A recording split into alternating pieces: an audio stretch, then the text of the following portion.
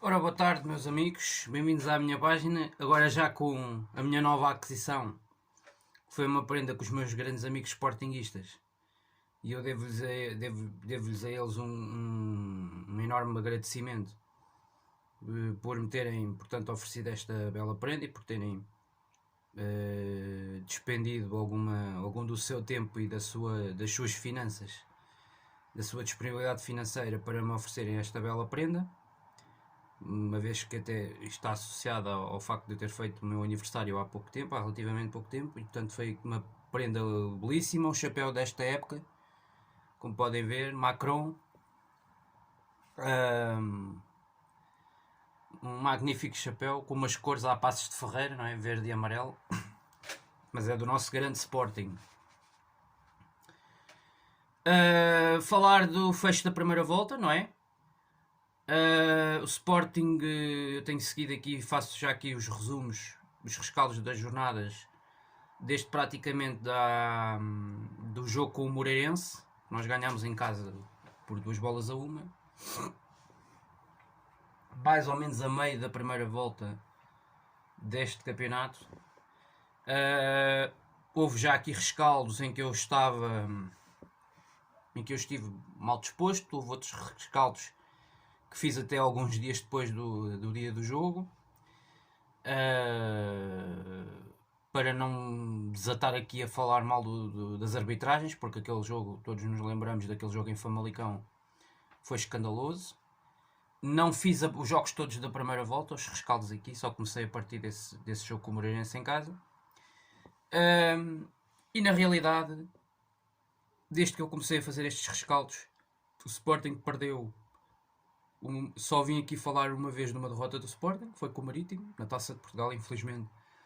Uma derrota em que nos custou a eliminação de uma competição onde nós temos uma grande tradição, como é a Taça de Portugal. Basta relembrar que nos últimos 6 anos ganhámos 2 vezes a competição, apesar de tudo, mas que tivemos em 3 finais, com o Desportivo das Aves, com o Braga e com o Futebol Clube do Porto.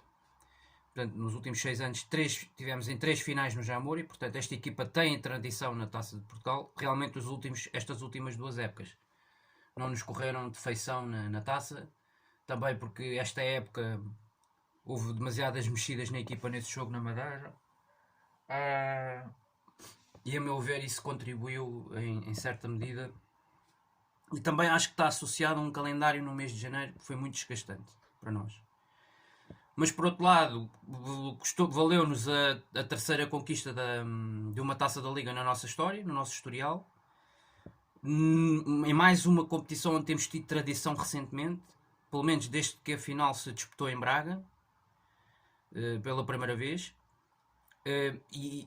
Nestes últimos 4 anos tivemos em 3 finais da Taça da Liga, e portanto, já para não falar que nós tivemos nas 2 primeiras edições desta prova, tivemos também nas 2 finais que se realizaram ainda no estádio do Algarve. E conquistámos a terceira Taça da Liga da nossa história precisamente nestes últimos 4 anos. Portanto, apesar de tudo, até temos conquistado títulos, mas não conquistamos o título que é mais importante, que é obviamente o título do Campeonato Nacional. Mas este ano parece que temos aqui uma grande chance. O Sporting venceu ontem à noite nos Barreiros, numa jornada em que os rivais escorregaram,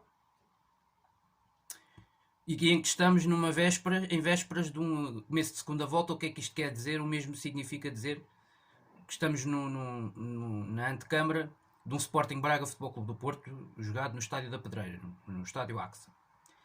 E que, a meu ver, é um jogo que é verdade que falta ainda toda uma segunda volta para disputar, mas que é um jogo que pode ser chave neste campeonato. E o que é que eu quero dizer com isto? Quer dizer que, trocando isto por palavras mais objetivas, o jogo Braga-Porto, a meu ver, se ditar um resultado que não seja uma vitória do Porto, eu creio que o Sporting tem tudo para disparar para ser campeão. Portanto, associado, obviamente, a uma vitória do Sporting na terça-feira em Barcelos frente ao Gil Vicente. Claro. Mas este jogo rasteira, um Braga que está a 3 pontos do Porto, seguramente o Braga vai querer, não vai querer voltar a ser apanhado pelo Benfica e vai querer alcançar o Futebol Clube Porto. Portanto, este jogo no domingo vai ser, amanhã, que é já amanhã, vai ser um jogo muito interessante. Um jogo muito difícil. E na realidade eu digo isto assim, desta forma, e estou a ser muito objetivo e frontal e direto, porque o Sérgio Conceição e o Futebol Clube Porto colocaram-se a jeito para que isto acontecesse agora. Nada fazia prever a perda de pontos do Porto no Jamor, mas aconteceu por culpa própria.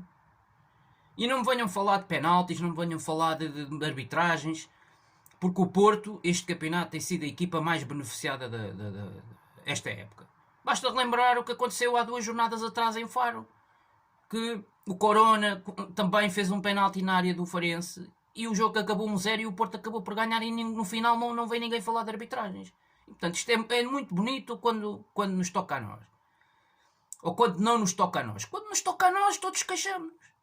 E, portanto, e isto vai ser este folclore. E as equipas grandes, como têm uma maior imprensa e uma comunicação social que é muito significativa e que realmente só destaca os 3 grandes e os outros todos não contam para nada, nem para o Totobola, nem para o Totoluto, nem para nada, nem para as capas, nem para encher capas de jornais. A realidade é esta. Nós vemos sistematicamente as equipas grandes a queixarem-se quando não ganham jogos ou quando se sentem prejudicadas nos jogos. Isto é sistemático. Hoje foi o Porto, amanhã será o Benfica, depois da manhã é o Sporting. Isto é o costume. Portanto, eu acho que o Porto não tem razões de queixa de si próprio. Como é que num jogo-chave do campeonato, o Futebol Clube do Porto poupa 3 jogadores que são 2 deles os jogadores mais criativos deste plantel do Porto? Corona e Luís Dias. Um jogo e deixa-os no banco durante 60 minutos. Fazer gestão faziam a meio da semana em Braga, no jogo da taça. Aí é que o Porto tem que fazer gestão, não é no campeonato. Gestão é na taça, onde o Porto tem 2 jogos com o Braga, tem um jogo na Pedreira e depois tinha uma segunda volta de uma meia-final do Dragão. E aí, em Braga, é que o Porto tinha que fazer gestão. No jogo da taça, não é no Bessade, contra uma equipa que é difícil, que o próprio treinador do Porto já tinha feito essa referência e ele sabia aquilo que o Bessade tinha feito naquele estádio ao Sporting e ao Sporting Braga. Portanto, estava mais do que visto. Estava mais do que visto o que é que podia ser o real perigo deste Bessade. E o Futebol Clube Porto, o Sérgio Conceição foi brincar para o Jamor.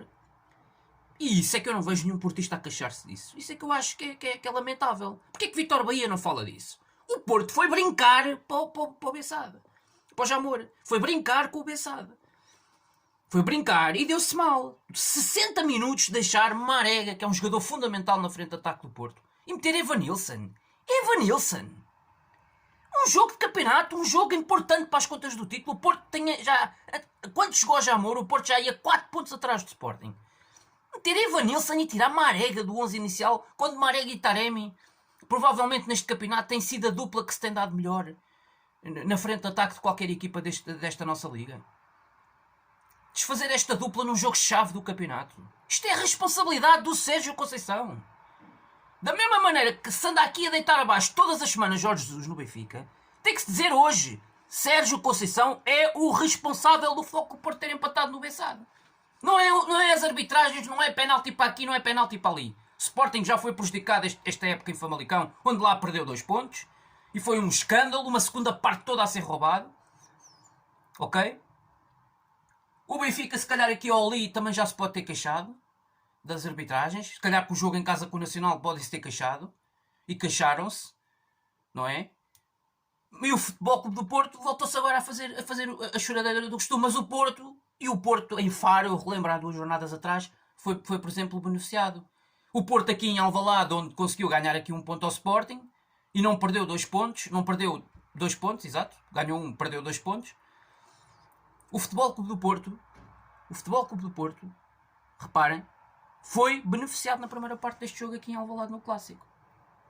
Epá, quando vamos chegar ao final do campeonato e vamos fazer as contas, vai andar ela por ela. Quer dizer, e eu volto aqui a frisar, não há culpas de arbitragens quando a responsabilidade maior é do treinador. A responsabilidade maior é do treinador e mais nada. Quer dizer, E o Benfica? O Benfica é mais do mesmo, eu já vos falei aqui várias vezes.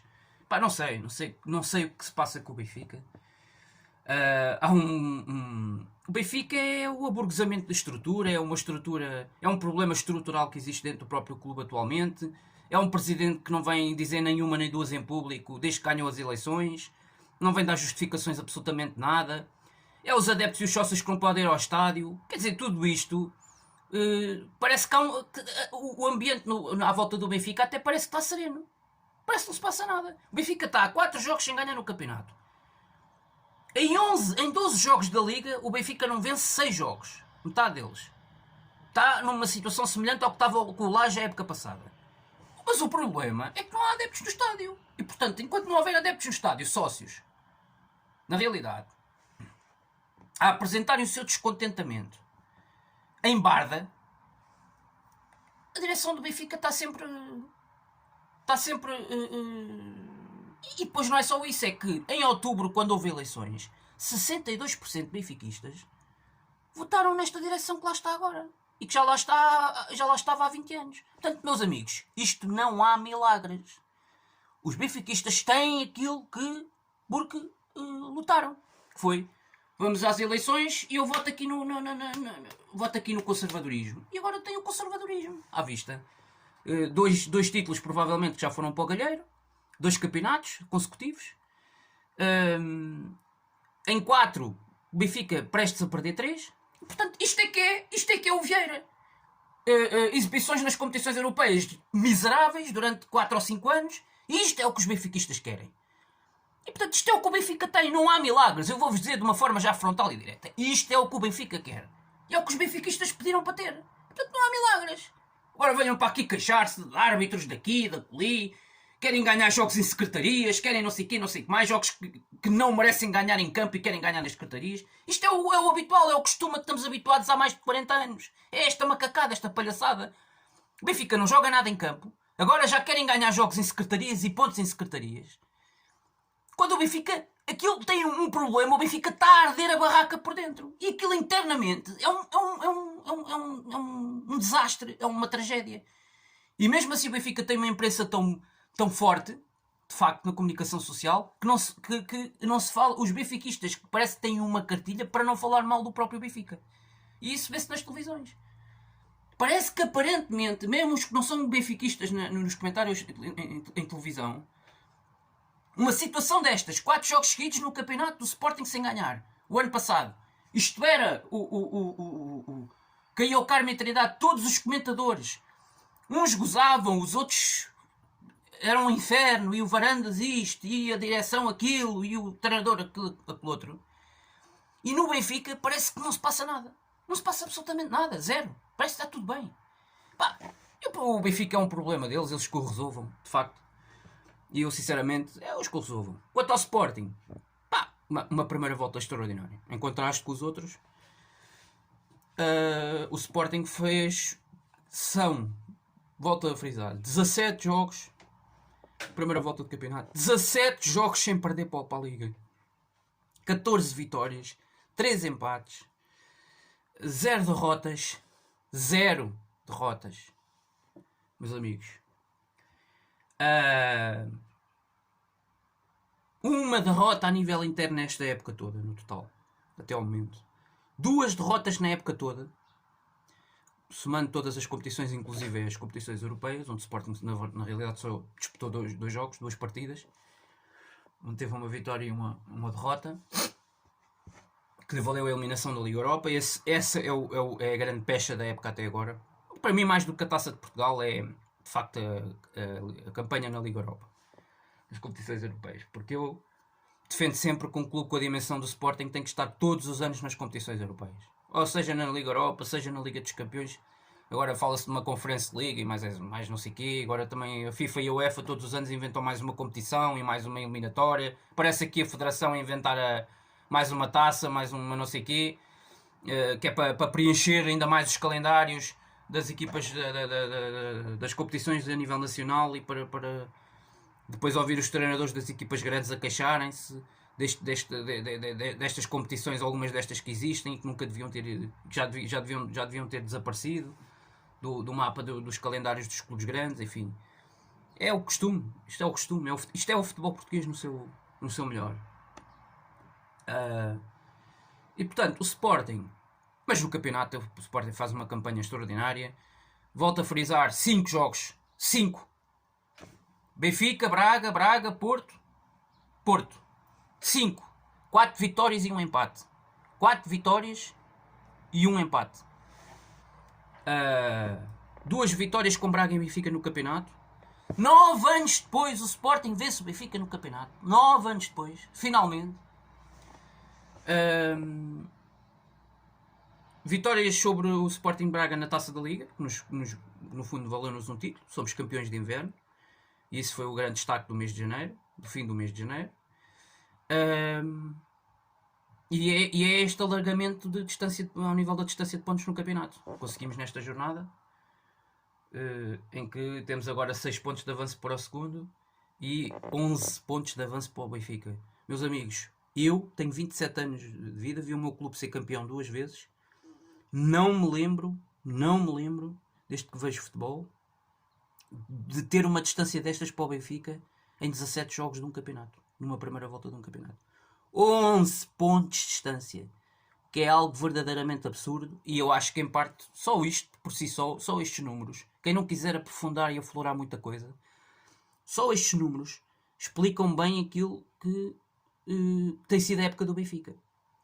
Acho que só falar da diferença, o Benfica ter 34 pontos nesta altura, em 17 jornadas, é demonstrativo daquilo que tem sido verdadeiramente a época do Benfica. E estar a estes 11 pontos, que é uma coisa que nós, por exemplo, nós sportinguistas não estamos habituados a termos uma diferença destas. E 9 pontos de vantagem em relação ao Braga. Uma equipa com a qual na época passada nós terminámos com 34 jornadas com os mesmos pontos do que eles, com 60 pontos. Portanto, o que dizer? Dar um mérito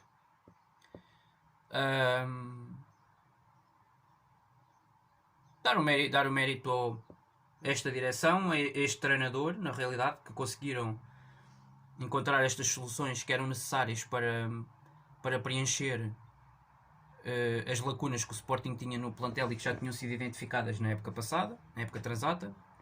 Foi muito importante, eu já disse isto aqui num vídeo que já fiz durante este ano, nestes vídeos que eu faço de rescaldos dos jogos desde o início da época. Foi logo dos primeiros vídeos que eu fiz, em que eu fiz esta referência a esta situação, que é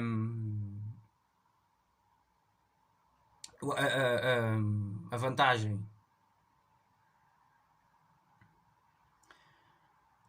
de termos contratado o treinador em março e não termos ido buscar apenas um Ruben Amorim ao Braga em agosto, por exemplo.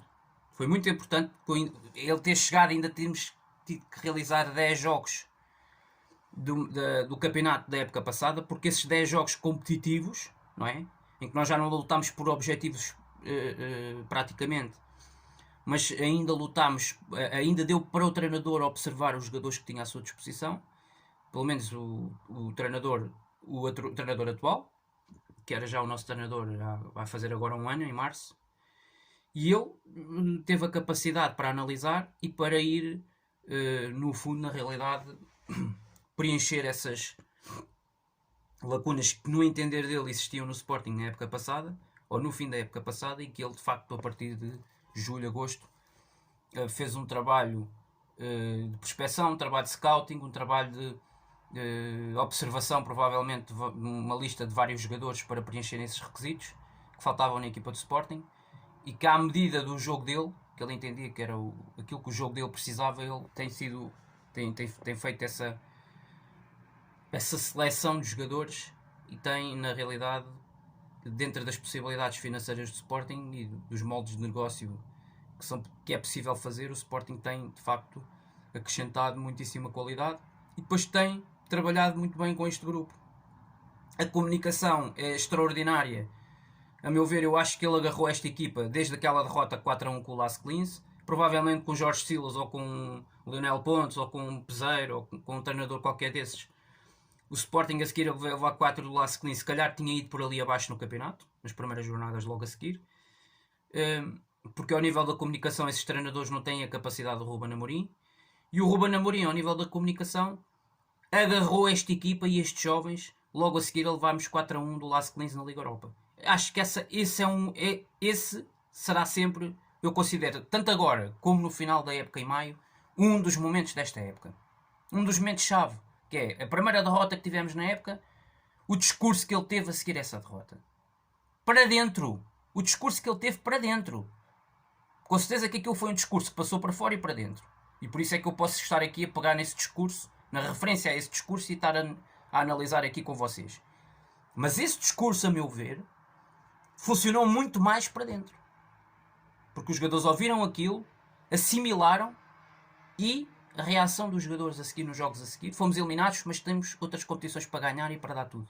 E já não temos desculpas este ano no campeonato. E de facto o que se está a ver é uma equipa com uma capacidade fantástica, uma primeira volta histórica na história do Sporting, melhor marcador do campeonato, 14 golos. Ontem mais um bicho do pote num terreno que é sempre difícil, onde o Sporting não ganhava desde 2015, Marítimo, os Barreiros. Eu já tinha feito referência depois do último derby, já esta semana, a este jogo e à dificuldade que seria este jogo com o Benfica, em condições com o Marítimo. Não é que o Marítimo esteja a jogar um futebol do outro mundo, não está. Aliás, com este treinador brasileiro já tem uma série de derrotas, depois até de não terem entrado mal, depois de terem eliminado o Sporting. Mas eu já tinha feito aqui essa referência, que o Marítimo, recentemente em casa nos últimos 2 jogos, tinha perdido 3-1 com o Estoril, tinha sido eliminado da taça com o primeiro classificado da segunda Liga, e em casa com o Passos de Ferreira, que é uma das 5 melhores equipas deste campeonato, levou 3 secos o Marítimo. E portanto eu disse aqui que o Sporting tinha a obrigação de ganhar e de ser superior, dominador deste jogo. E o Sporting demonstrou isso, independentemente do historial de dificuldade que o Sporting tem tido recorrentemente e do quanto é tradicionalmente difícil jogar nestes barreiros e perante esta equipa. Dito isto, o Sporting, melhor marcador da Liga com 14 golos, tem a melhor defesa do campeonato, 9 golos sofridos. Isto já não acontecia desde a época 17-18, com o Jorge Jesus também tínhamos 9 golos sofridos no fim da primeira volta. Repetimos, repetimos quase essa terceira melhor época do Jesus, mas o Jesus com outro plantel, com outras expulsões, com outra capacidade financeira, o clube na altura. E o Sporting com o Bruno Carvalho e Jorge Jesus na época 17-18 foi aquela última que culminou com aquilo tudo que aconteceu em Alcochete e que nós sabemos. O Sporting fez uma segunda volta depois desastrosa, mas a primeira volta foi quase arrasar a perfeição como foi esta. O Sporting também, lembro-me que foi campeão de inverno, conquistou a Taça da Liga. E no campeonato tivemos, nessa altura, 13 vitórias e 4 empates. No final da primeira volta tivemos mais um empate do que agora com o Ruben Amorim. Por isso é que esta com o Ruben é a melhor de todas. São 14 vitórias e 3 empates. Nessa altura terminámos a primeira volta com 43 pontos ao fim de 17 jornadas, e desta vez temos 45 pontos ao fim de 17 jornadas, o que é absolutamente fantástico, com uma equipa jovem, com uma equipa que não teve o investimento que essa teve de 17, 18, nem de perto nem de longe. Basta nos recordarmos do quanto custou ao Bruno Carvalho e ao Jorge Jesus os passes, quer do Bruno Fernandes na altura, quer do Marcos Acunha, e só por aí temos uma ideia do que é que estamos a falar, só com o que o Sporting gastou em 2 jogadores nesse verão, antes dessa época 17-18.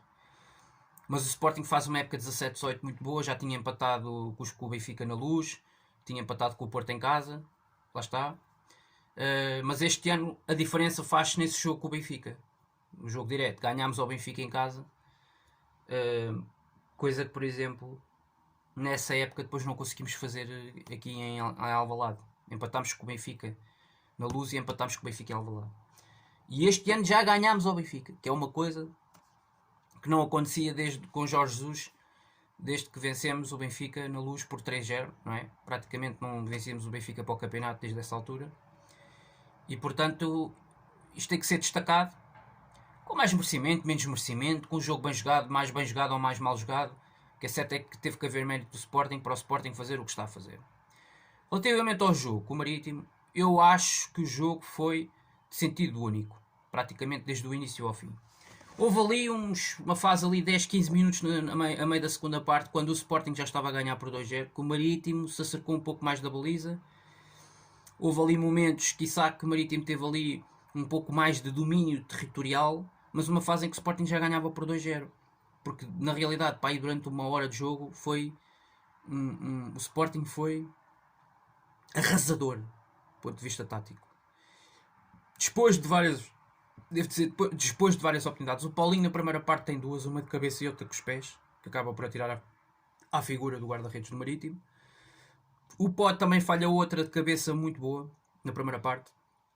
Acho que a segunda parte não teve grandes oportunidades. Teve uma que é um grande passo do Fedal a isolar se não me engano, ou do Fedal ou do Neto, ou do Fedal ou do Coates, a isolar o Tabata. O Tabata faz uma excelente recepção, vai para a baliza, fica na cara do guarda-redes do Marítimo. É a grande oportunidade na segunda parte do Sporting, mas mesmo assim o Sporting teve disposto de variedíssimas oportunidades.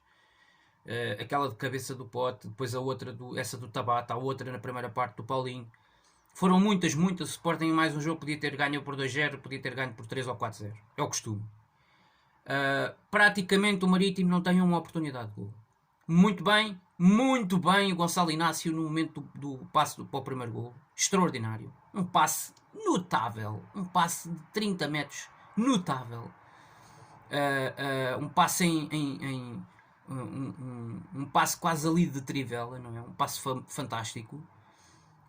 A desmarcar em profundidade o Pote. O Sporting nestes momentos é uma equipa absolutamente fatal. Dás este espaço ao Sporting para o Sporting explorar a profundidade e a transição rápida, e o Sporting é fortíssimo. O Sporting é neste momento talvez a melhor equipa do campeonato na exploração da profundidade e do passe de morte dos centrais para a linha avançada. O Sporting é capaz de ser das equipas mais, porque tem dois alas que jogam mais por dentro, lá está, e depois tem o ponta de lança que recua um pouco mais, joga mais de costas para a baliza. Agora com o Paulinho vai ser assim um pouco mais assim do que com o Tiago Tomás, que é muito arrancadas e exploração da profundidade. E de facto o movimento do primeiro golo é típico daquilo, é uma imagem daquilo que tem sido o Sporting desta primeira volta. Uma equipa que aposta muito nestes movimentos e joga rapidamente dos centrais, mete a bola na frente, explorando a profundidade e lateralizando bastante o jogo. Quer combinando com os laterais, que dão muita profundidade igualmente e que dão muita velocidade ao jogo, quer os dois extremos, os dois médios alas interiores que jogam mais por dentro. E que aparecem sempre, estão sempre disponíveis a solicitar uma linha de passe no espaço, aparecem sempre no espaço e permitem aos centrais, digamos assim, sempre, abrem-lhes sempre uma linha de passe do meio campo à frente. E a bola até pode sobrevoar 30, 40 metros no meio campo, pode passar pela linha dos médios e pode ser colocada de um dos dois centrais laterais rapidamente no médio ala que está por dentro ou no lateral que está a atacar a profundidade por fora. O Sporting, há sempre alguém que dá esta linha de passe. É muito difícil bater este Sporting. Este Sporting está muito bem trabalhado taticamente, de facto. O movimento do primeiro gol é excepcional. Há uma má saída do guarda-redes do Marítimo, mas eu diria que se não fosse, mesmo que o guarda-redes não saísse naquela situação, o Sporting, o Pote ia para a área e ia provavelmente criar uma situação de perigo. O Sporting está muito bem trabalhado, porque aqui o que eu tenho que considerar que é muito positivo é o passe, e o que eu tenho que valorizar mais naquela jogada é o passe do Inácio a descobrir o Pote. Se o lateral ou o central do Marítimo estão mal posicionados, isso é um problema defensivo do Marítimo. Ok? Isso é um problema tático defensivo do Marítimo. O Sporting não tem responsabilidade disso. O Sporting tem os jogadores com talento e qualidade para descobrirem estas linhas de passe, para meterem a bola com este critério. Isto é o que o Sporting tem. E de facto o Sporting apareceu neste jogo nos Barreiros como há muito não se via nos últimos anos. Eu não vi este Sporting a jogar desta maneira o ano passado no Marítimo, no início do campeonato. Com esta confiança, com esta aura. Pá, está tudo a correr bem, mas a equipa é forte. A equipa é confiante. Os jogadores são alegres a jogarem dentro do campo. Os jogadores cada vez estão mais desenvolvidos taticamente. Mesmo os miúdos hoje com 18, 19 anos, 20 anos, conseguem assimilar muito mais as coisas, cada vez mais. E mesmo eles dentro do próprio jogo tentam encontrar soluções diferentes para chegar ao golo, para chegar ao objetivo. portanto, eu acho que isso é muito interessante. E está-se a ver esta equipa de Sporting. Não se limitam sempre a ser aquele jogo muito monótono, não é? Como se está a tornar, por exemplo, a meu ver, o jogo do Porto. Um jogo muito monótono, um jogo muito físico, um jogo muito... É busca da profundidade, mas é sempre aquilo. Não há... É sempre bola nos laterais, os laterais a tentar puxar pela criatividade. Depois os avançados muito em profundidade, a utilizarem muito o físico, a tentar ganhar bolas pelo ar, bola nos centrais diretamente num ponta de lança para o corredor central. O Porto é muito isto. E o jogo do Porto está-se a gastar muito sempre nesta. E então, quando não há Corona, quando não há criatividade do Luís Dias, quando não há criatividade do Otávio, o Porto fica muitíssimo mais limitado. Como o Sporting, claro que a chegada do Paulinho dá outras soluções, não é? Porque o Paulinho dá coisas, e o Ruben Amorim falava disso ontem, que o Tiago Tomás não dá. E o Tiago Tomás dá coisas que o Paulinho não dá. O Paulinho nunca vai ter a velocidade que tem o Tiago Tomás na realidade. E portanto, mas é essa complementariedade que eu achava que faltava neste Sporting há 1 ano e meio, na frente de ataque. Um ponta de lança com umas características e outro com outras. E isto não tínhamos. Tivemos o Luís Filipe, mas o Luís Filipe está mais tempo lesionado do que a jogar.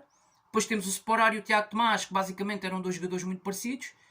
E finalmente parece que se encontrou no Sporting aqui um equilíbrio entre um jogador ponta de lança com umas características de área e outro que busca a profundidade e que é basicamente é mais um segundo avançado, um com ponta de lança, que é muito físico, que é um avançado muito disponível e muito móvel. E, portanto há essa complementaridade. É quase um segundo avançado, quase que podiam jogar os dois juntos na frente. E ainda dava garantias ao próprio Ruben Amorim. E portanto esta equipa é muito maleável taticamente. O jogo correu muito bem, porque praticamente também é verdade que é bom que se diga, o Marítimo quase que não deu réplica. O meio campo muito batalhador, mais batalhador do que a jogar um grande futebol, um futebol por aí além. Gostei muito mais da exibição de Mateus Nunes contra o Benfica do que devo confessar, do que ontem. E também bastante bem o Palhinho. O Palhinho é sempre aquilo: recuperação de bola defensiva, interseções de bola, cortes importantes. Isto é o Palhinha. Defensivamente sempre muito, muito consistente, sempre a manter ali uma bitola elevada. Acho que na frente de ataque o Nuno Santos não entrou muito bem na primeira parte, mas depois acabou por engatar. O Antunes esteve muitíssimo bem, a meu ver, teve mais destaque pela esquerda, no corredor esquerdo até, do que o próprio Nuno Santos. E o Nuno Santos é mais rápido. Mas o Nuno Santos, eu já ando aqui há uma data de tempo a dizer que o Nuno Santos não anda a atravessar uma fase por aí além. E depois o Paulinho, muito bem, para uma estreia de um ponta de lança numa equipa de Sporting, bastante bem, com muito bons pormenores. Logo ali no início do jogo tem ali um pormenor de calcanhar dentro da área, a meter a bola para trás ponto, onde podia ter tido tudo para fazer o golo. Enfim, já nem falo dessa oportunidade, acho que nem sequer fiz referência a essa oportunidade do Antunes dentro da área. São uma data delas, quer dizer. Estes últimos 3 jogos do Sporting então fora de casa na Liga, pá, é impressionante. Nacional, Boa Vista e o Marítimo foram completamente massacrados taticamente pelo Sporting. O Sporting muito bem trabalhado. Muito bem a aparecer, reparem, é que entram jogadores importantes titulares, saem jogadores importantes titulares, entram miúdos jovens que estão aqui para assumir, para ganhar uma oportunidade e para ganhar o seu espaço, e o Inácio entra no lugar do Neto. Pá, parece que não se notou nada. Isto é que é fantástico. O treinador muda uma peça ou duas e não se sente a diferença no jogo. E é isto que eu chamo ter um banco suplentes, que é coisa que este ano temos e que o ano passado, a meu ver, não tínhamos. Não tinha o Silas, não tinha o Lionel Pontes e mesmo o Ruben Amorim não tinha. Não tínhamos banco, não tínhamos soluções de banco, alternativas para entrarem e darem coisas diferentes ao jogo. Este ano temos o Tabata, temos o Jovem Cabral que nem sequer chegou a entrar, temos o Daniel Bragança que dá outras coisas no corredor central no meio campo. Temos soluções. O Mateus Reis que ainda ficou de fora porque ainda não pôde jogar agora. Reparem, temos um leque de soluções muito alargado, com muitas soluções este ano, e que nos vão dar garantias neste campeonato. Agora sim, com as contratações, o João Pereira, o Mateus Reis, o Paulinho, são acrescentos de jogadores que podem de facto dar mais qualquer coisa. Jogadores com experiência, depois jogadores com irreverência, com esta juventude. Isto é esta mescla que tem feito do Sporting de facto uma equipa fortíssima. E depois tem que destacar o Pote, que já foi considerado pelo SofaScore, quer, por exemplo, são 2 sites que eu sigo, quer o Goalpoint, 2 sites especializados em futebol, ao mais alto nível, que fazendo o 11 da jornada 17 da última da primeira volta, todos foram consensuais. Pote, a figura da jornada. É incrível. 5 bis neste campeonato, esta época.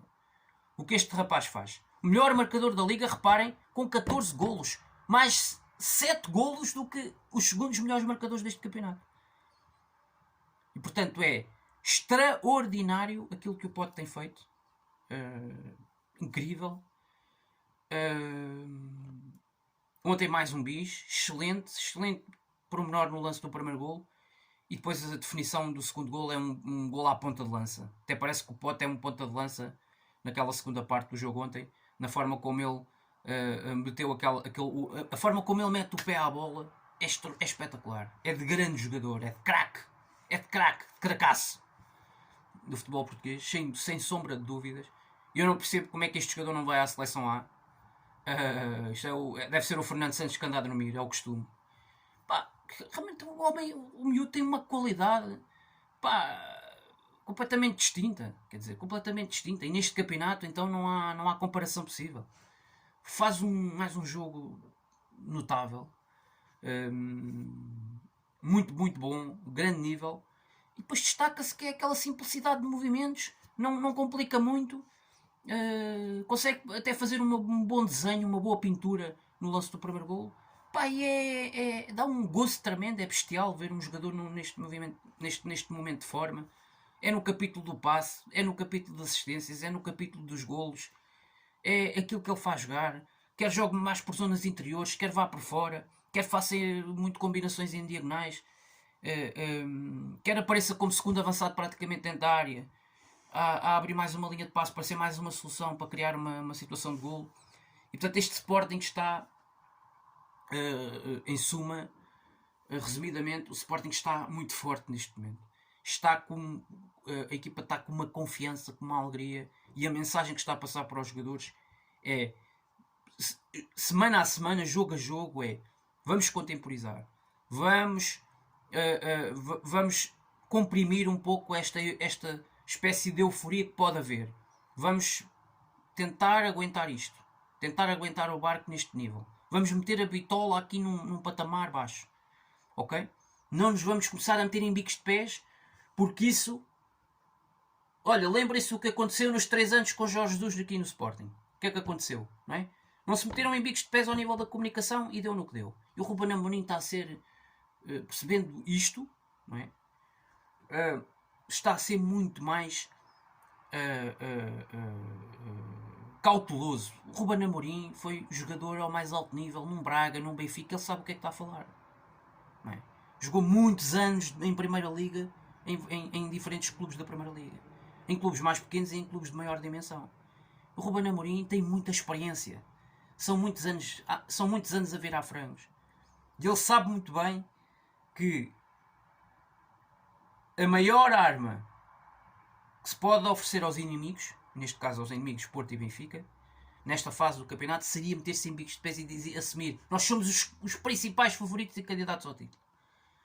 Somos os favoritos a ganhar o campeonato. Vamos arrasar. Ruben Amorim sabe que exatamente não é esta a melhor postura que deve tomar, que deve assumir nesta altura. E isso dá-lhe, logo à partida, dá-lhe muitos pontos em comparação e em contraste com aquilo que são as posições de Sérgio Conceição e de Jorge Jesus. Amorim não diz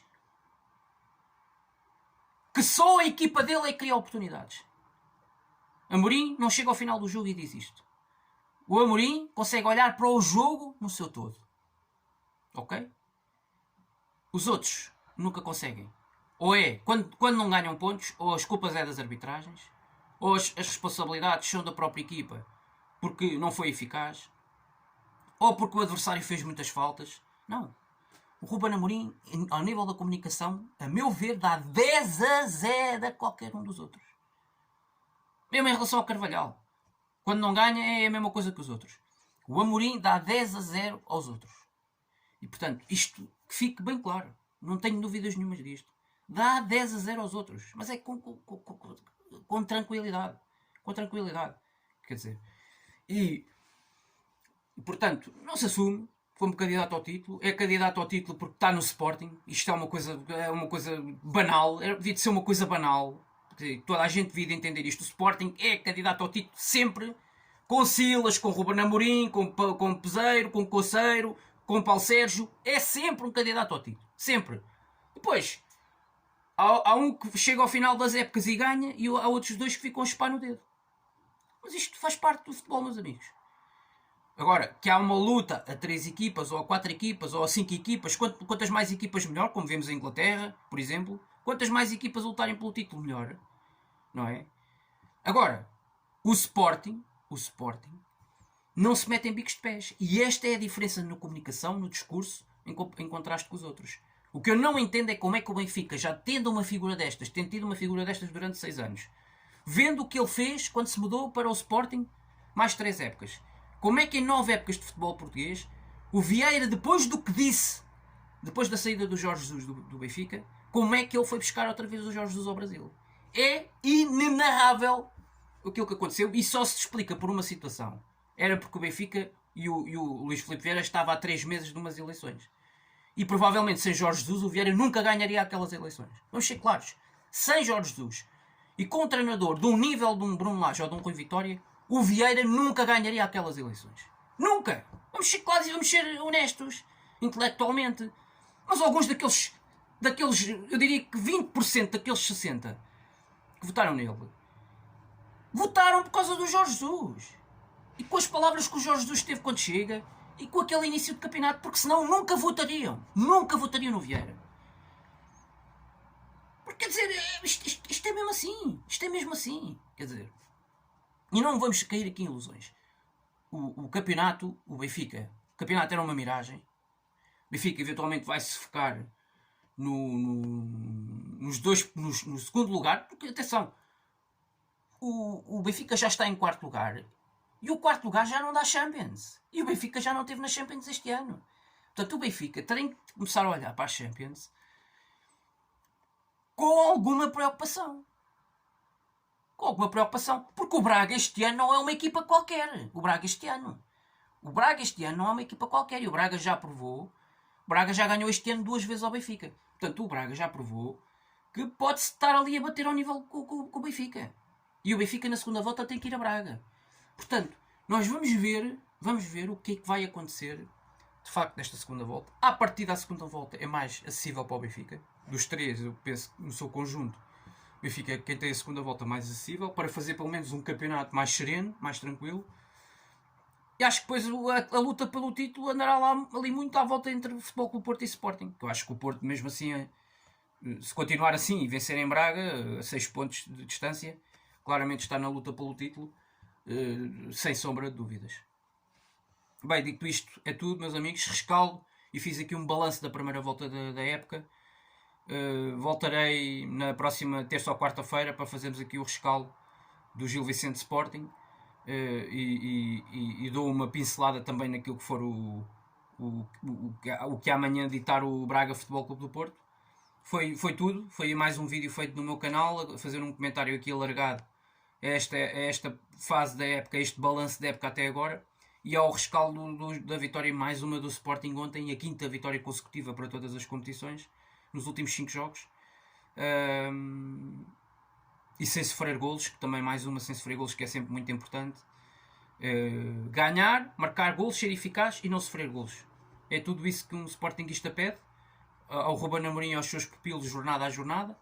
E vamos entrar na segunda volta com esta almofada pontual que é, a meu ver, muito, muito interessante e que dá-nos aqui alguma margem para errar na segunda volta, como o ano passado o Benfica tinha exatamente esta margem antes de ir ao Dragão.